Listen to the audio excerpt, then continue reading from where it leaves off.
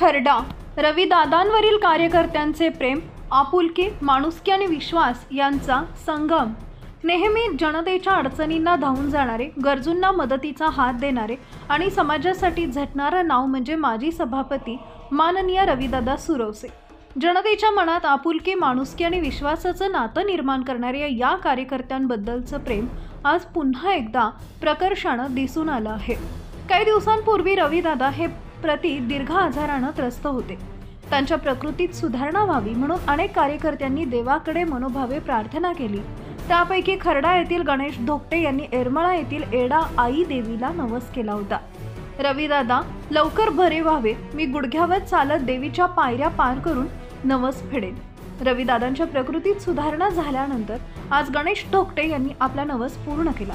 या भावनिक क्षणी रविदादा सुरवसे यांच्यासोबत महालिंग कोरे, बापूसाहेब ढगे, जितू पैठण पगार, गणेश शिंदे, रामलिंग कोरे, ऋषिकेश नेहरकर, कृष्णा मदने, सोनाजी सुरवसे, नितीन सुरवसे, नितीन जावळे, संदीप सुरवसे, पप्पू काळे आणि धनसिंग साळुंके हे सर्वजण उपस्थित होते। सर्वांनी मिळून येरमाळा येथील एडेश्वरी आई देवीचं दर्शन घेतलं आणि नवस फेडण्यात सहभागी झाले।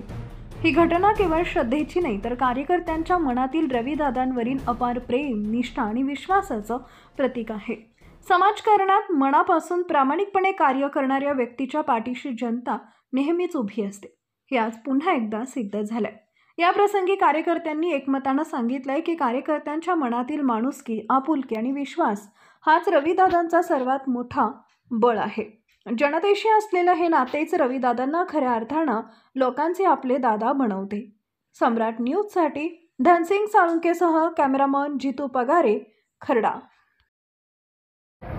माझा खरडा येथील कार्यकर्ता गणेश धोकटे याने मी आजारी असताना मला पुणे या ठिकाणी हॉस्पिटलला ॲडमिट केलं। त्यावेळेस आजी मायाशक्ती येडेश्वरी या देवीला नवस केला की आमचा नेता रविदादा लवकर बरा होऊ दे।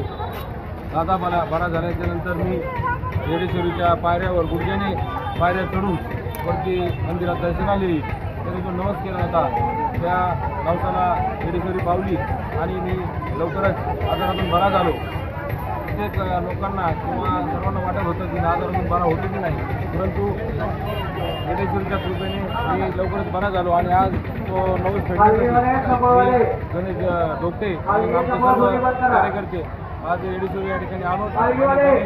तो माझ्यासाठी जो देवीला नवस केला होता तो नवस त्याने फेडला।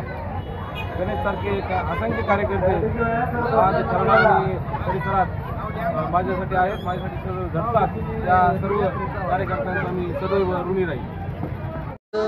आई येडेश्वरी चरणी खास येण्याचं कारण असं की आमचे बंधू समान रविदादा सुरवसे हे काही गेल्या दिवसापूर्वी आजारी होते। त्यांच्या आजारपणातनं ते लवकरात लवकर बरे होऊन ठणठणीत घरी यावं यासाठी आई येडेश्वरी चरणी नवस बोललो होतो। गुडघ्यानी पूर्ण मंदिराच्या पायऱ्या चढल म्हणून तो नवस मी आज पूर्ण केला आहे। तरी आई येडेश्वरी चरणी प्रार्थना आहे की रविदादांची तब्येत, उत्तम आरोग्य, दीर्घ आयुष्य लाभो एवढीच आई येडेश्वरी चरणी प्रार्थना आणि त्यांच्या राजकीय वाटचालीस खूप खूप मनापासून शुभेच्छा।